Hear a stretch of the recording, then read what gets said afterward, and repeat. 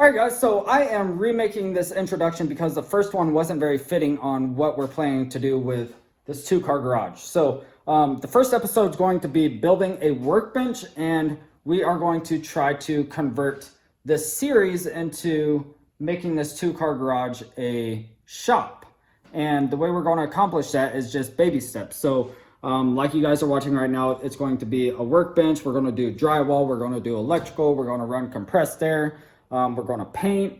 Pretty much everything needed to make the two-car garage transform into a functional shop. So it also helps if you have tools and whatnot, but this will at least help you get started. So I feel that having a clean, organized work environment is a huge motivator to actually come outside and get started working on your vehicles. So with that being said, I'm going to give you guys a little sneak peek of the workbench that I have built. And if you guys enjoy it or you think it looks pretty cool, then go ahead and stick around and we'll get started on it.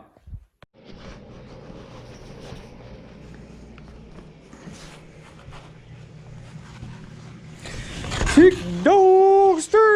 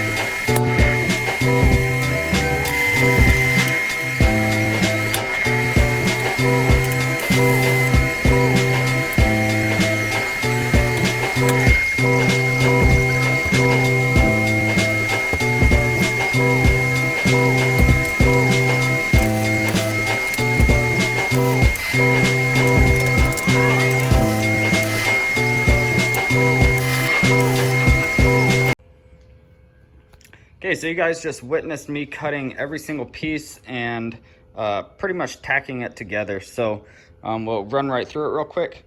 This is going to be the bottom. I'm going to take the casters off of my toolbox and put them down here as well. But my toolbox is going to sit right inside this box right here. And then this will be my main work area where I'll have my TIG pedals, and then this empty spot right here will be where my working cart will be pushed inside.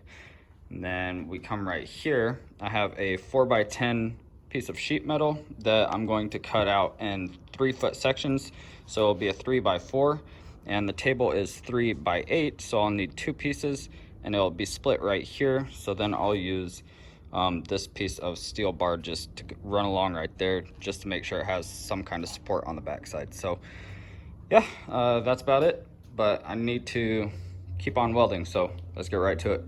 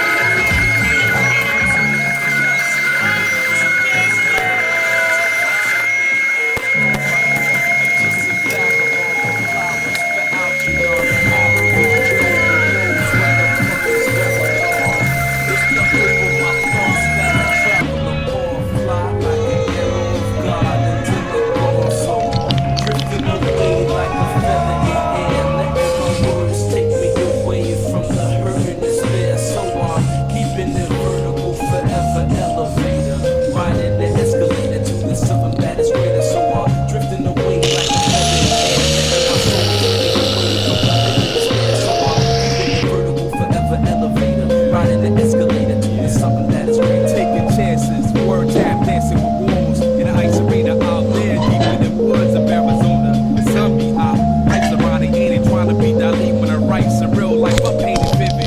Habitat crazy, insane. Watching propaganda, 6 o'clock, news and insane. Coaches class, all black folk and white trash. They rebel in the cyberspace and might crash. Dash to millennium, a million miles are running.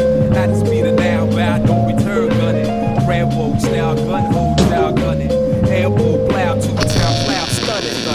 When the heads up, lift off the earth like, hey yo, take you right back to birth. And niggas wonder why. They might wonder why this shit might happen, but it does. It go drifting away like a feather in air, letting my words take me away from the hurt and despair. So I'm keeping it vertical forever, elevated, riding the escalator to the something that is greater. So I'm drifting away like a feather in air, letting my soul take me away from the hurt and despair. So I'm keeping it vertical forever, elevated, riding the escalator to the something that is greater. Treat you better than me, cause that's the heavenly key to unlock the inner strength. What my essence will be, it's the knowledge of self, understanding of the things around me that becomes the wisdom that I need. Living this life to the best of my ability, channeling energy to my thoughts into the symmetry. Remember me, because my pros remain gold. I got the gift of gab like the pimps and cane points and never ends. I keep it rolling like a cipher, the first caveman bringing fire, elevating it higher to plasma states. I raise the stakes, it's double or nothing in this vacuum of space. I will survive the vines of time to cry. Fuck the hold, the hide, I'm alive and ride. And I dream this heavy to the limit, but the levee was dry. Singing this sweet and day that I die.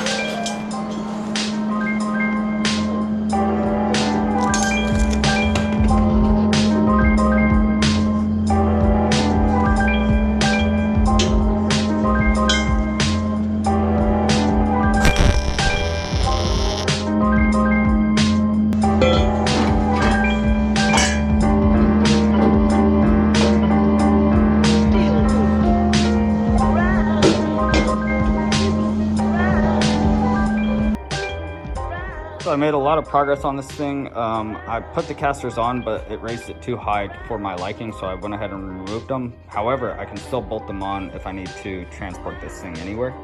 I tried to give you guys a little perspective of what's going on over here, but I don't know how good the GoPro picked it up, so I'll try to squeeze in what I can. However, this is going to be like where my welders sit, so I have my AC and DC TIG right next to each other. The DC is a little one. I have my plasma cutter, then my main MIG welder is going to sit right up top. The large tank that I have, I believe it's 9-inch, is going to sit right there, and then my 7-inch is going to sit right here. So the tabletop's going to go across all the way, and then we're going to throw some electrical on this thing. So let's get to it. All right, couldn't help but show you guys. I have it pretty much sitting on its own. It's decent for a little 3-day project, but here's all the welders and stuff. I'm leaving this gap right here just so I can put all my clamps hanging down right there. And then the big tank obviously is going to sit right down there. The small tank's going to go right there. I have to go to Home Depot, get some chain link to wrap both bottles up so they won't fall over. I have to cover up that cap, and I have to finish welding the legs. But overall, I'm really happy with it. So it's huge, and can't get it done without some good old Dr. Pepper. So let's keep on cranking it out.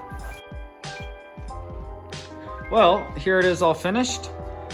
The paint job could be a little better, but overall, I'm really happy with it.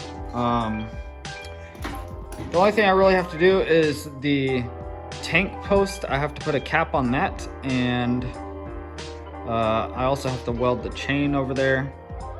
But yeah, that's it right there. So next step is to feed this thing some power so we could get the welders up and going. So for electrical, we have a whole bunch of boxes, we have outlet covers, just the whole 9 yards. But I'm not going to use all of this on the table, obviously. We're actually going to get rid of all this crap that the previous owner put inside this house. So we're going to give it like an industrial look, but yeah, that'll be for a different episode. Main focus today is we have our 220 outlets. We have 4 of them. Those are indeed going on this table, probably on this corner. just so all the equipment over there can get power. And then obviously we have the wire for it. I have a 110 wire that I'm going to cut off the end and use that to power up some 110 outlets on the table as well. And then obviously we have this little guy that's going to clamp the wires down that are coming off the box out this way. So we have some 110 wire, we have some clamps, we have this guy that'll plug into the 220 on the wall wherever I put it. Right now it's right back over there somewhere, and then we're going to move it somewhere over here. So yeah, we have conduit down here. So we're going to run a 110, 110 around the corner, and a 220 right here, and then have a center box right here that'll just have a 110 and a 220 coming out of it. So that's the plan, and I hope it goes well. So let's get started.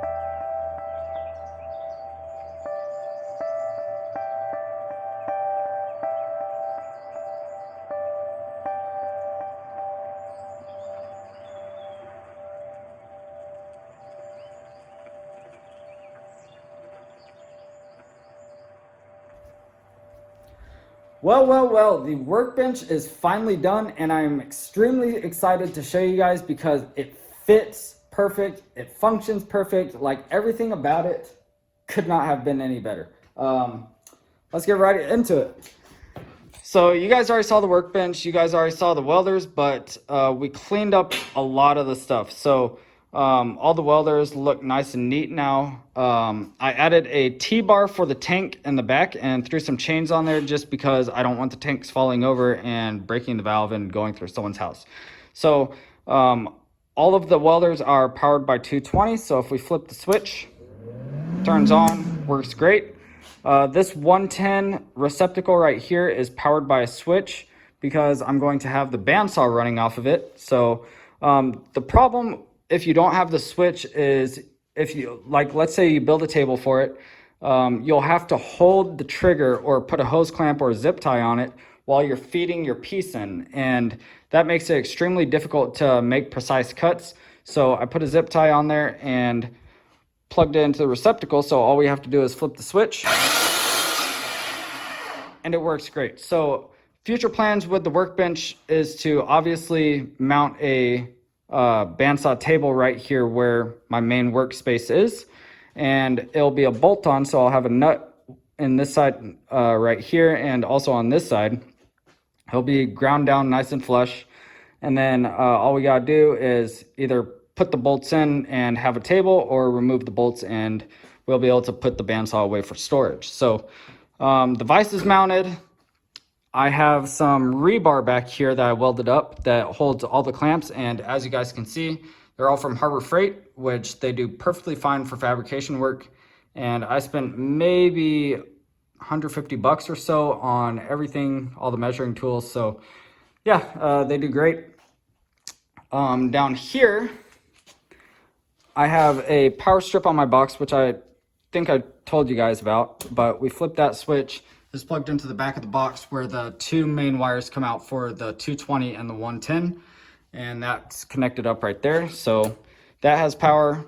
We have our DC TIG pedal, our AC TIG pedal, and I ran the wires super nice up the back of this channel, across the top, down, and along that platform over there. So the way that welders get grounded is this strap that I have on the frame right there. Works great.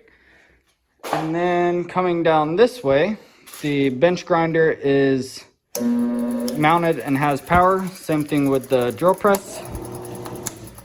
And they're getting power from the receptacle back there. So that receptacle is also giving power to my parts washer.